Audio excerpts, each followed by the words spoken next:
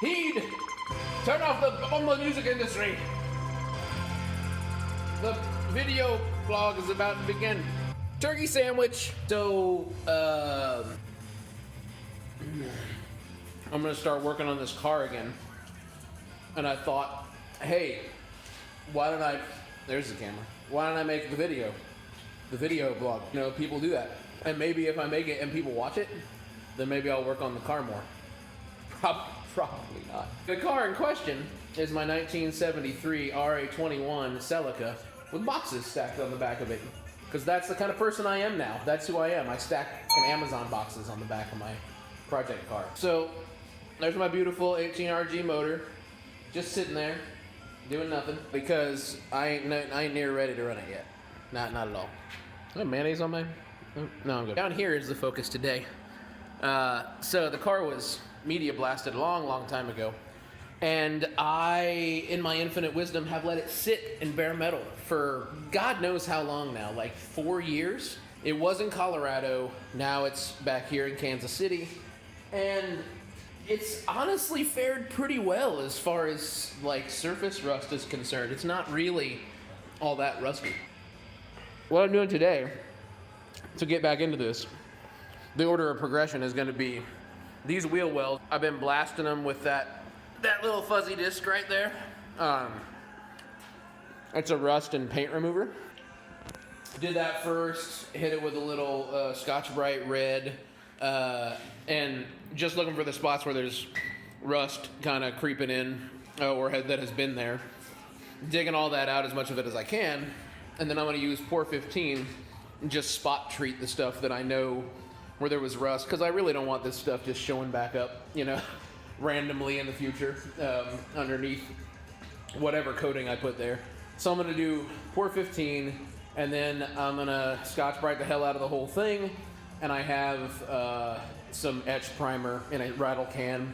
I'm just going to spray on to coat it to finally give this thing some protection. I'm going to do that to both wheel wells, and then I'm going to put the suspension back on the front. Probably not the steering stuff yet, but the suspension has all been redone. I don't have it here to show, but adjustable coilovers in the front, thanks to my buddy Kel, who helped me weld on the purchase because I could not get it done to save my life. I'm going to put the suspension back on, put wheels on it, be able to put the wheels on these sweet wheel casters like I have back here, right? Get 2 more of those so I can roll it in and out, work on it a whole lot easier. And then the idea is to go all the way around the car and give it the etch primer treatment. Rub off rust with that wheel where I need to, you know, mainly probably just Scotch-Brite. Most of it, I mean, I don't think I'll need to use the wheel. It's pretty heavy stuff, so Scotch-Brite it, because it's already got a ton of material taken off of it from the media blasting that was done oh so long ago. Don't want to take off too much more material. Get the etch primer on it, keep it from rusting, and then I'll turn my attention back to the engine, which will shortly receive these guys, a new alternator, new starter.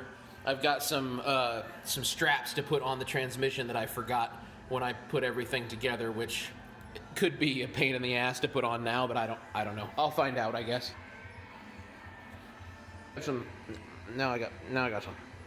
Turn back to the engine, get my carbs from my buddy Charlie, who also rebuilt the engine. My beautiful, beautiful engine. We'll see if we can't get this sucker started at some point. You know, it's best to do it in the middle of winter. Like on the coldest day you can possibly do it. That's probably not what I'll do. If I can get to that point, get it started, make it run. There's still some issues with the transmission and the clutch, as in there is not a clutch pedal.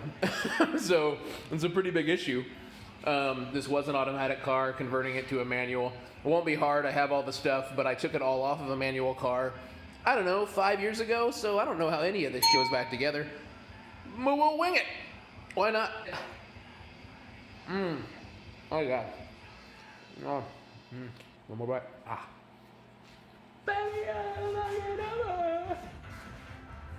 I don't love you anymore. Here be the fruits of me labor. All this goopy, splotchy looking black crap. That's all Pour 15. In spots where there were rust, in spots where I think it might rust, maybe got a little carried away and the shock tower had painted the whole thing with it, you know, it happens.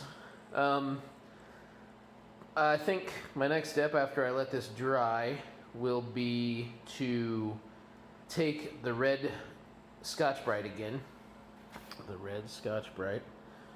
and get out all of the, you can see like the surface rust that came up there after you do the metal prep process that comes with Pour 15.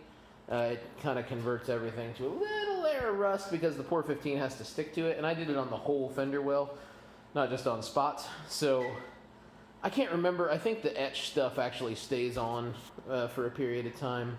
Anyway, point being, that surface rust, scale, whatever you want to call it's got to go away, and then I etch prime, right? So I'm not going to really lay it on thick, just enough to cover everything. You'll probably even still see the black through it and all that good business. It's just going to be enough to keep it from rusting anymore. And all the little spots and splotchy areas, they're all in like cracks and crevices where there was rust or where rust might get in. So I don't know. Whatever it'll do, it's done. I did it. Something is better than nothing. So I'll let it dry, scale it down, etch prime, and then I'll be on to the other side, which is gonna be hard to do. I'm gonna have to put the jack underneath the car, drag its front end out, and then get to the other side and do the same thing over again. Next time.